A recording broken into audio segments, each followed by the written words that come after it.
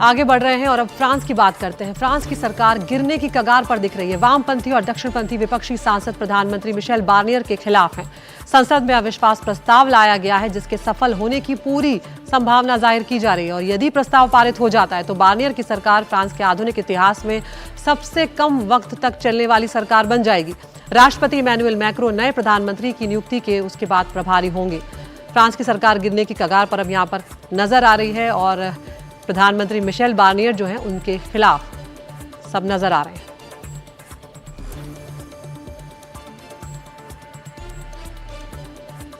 Syria की बात करते हैं जहां पर 13 सालों से चल रहा गृह युद्ध फिर धधक उठा है। बशर अल असद का विद्रोही गुट अपने जीत के नारे लगा रहा है और एक बार फिर से एलेप्पो पर विद्रोहियों का कब्जा नजर आ रहा है। सीरिया का यह युद्ध भी रूस और अमेरिका और अमेरिकी सहयोगियों के लिए का एक अखाड़ा बनता हुआ नजर आ रहा है। एक खास रिपोर्ट आपको दिखाते हैं।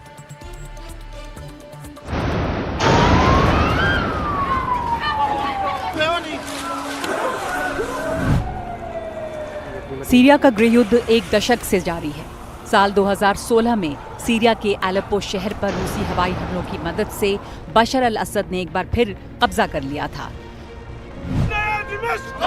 रूस, ईरान और ईरान समर्थित हिजबुल्लाह की मदद से बशर अल असद अब भी सत्ता में हैं। सीरिया का 70% इलाका उनके कब्जे में है, लेकिन बाकी क्षेत्रों में विद्रोही भी पीछे नहीं हट रहे और 4 सालों की यथास्थिति के बाद एक बार फिर एलेप्पो पर बागियों का कब्जा है।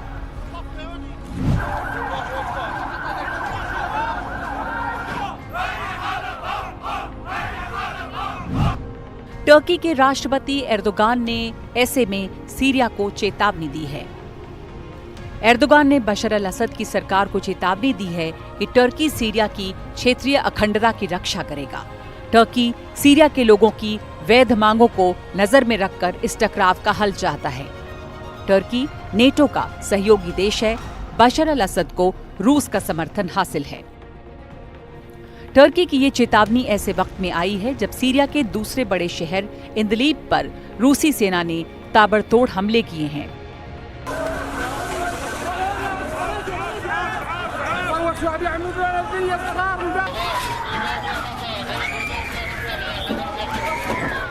इदलिब बागियों का गढ़ है। रूस बागियों को कुचलने में सीरिया की सेना की मदद कर रहा है। एलेप्पो पर हमलों के साथ ही फिर सामने आया है हयात तहरीर अल शाम। ये उत्तरी सीरिया में सक्रिय सुन्नी आतंकवादी गुटों का संगठन है। इसका जबात अल नुसरा या नुसरा फ्रंट से रिश्ता है, जिसे पहले सीरिया में अल कायदा की शाखा माना जाता था। असद सरकार का विरोध करने के लिए 2011 में सीरिया में जबात अल नुसरा का गठन हुआ था। नुसरा के नेता अबू मोहम्मद अल जुलानी ने तेजी से संगठन को खड़ा किया। इससे फारस की खाड़ी के इलाकों से चंदा मिलता था। अपने कब्जे वाले इलाकों से ये टैक्स वसूलता था। इसी कमाई से उसने आतंकवादियों की बड़ी फौज खड़ी की और हमले किए।